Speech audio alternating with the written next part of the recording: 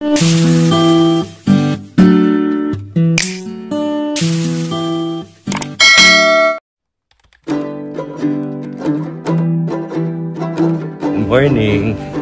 Ito medyo maulan. Nakalimutan ko magdala ng payong.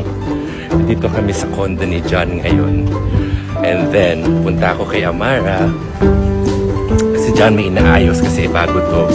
Eh, merong kailangan na sikasuhin doon. So ito, naghihintay na ako ng Grab. Nakapag-book na pero medyo traffic kaya wala pa si Kuya. Bit-bit ko na yung bit-bit ko na yung pasalubong kay Amara. Dito ako usually nagpa-park pag pupunta ako sa kanila kasi mahirap yung parking doon, medyo malayo. Kaya from here, magbubook na ako ng sasakyan sa condo ni John. Yeah. Excited na ako makipaglaro.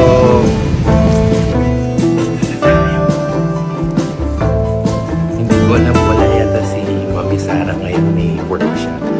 Actually, dapat mag-aabot kami. Kaso natawag siya sa work yan kasi sa trabaho namin kapag reserve ka, anytime pwede ka sunduin. Kaya ito nasundo siya. I think. Hoy!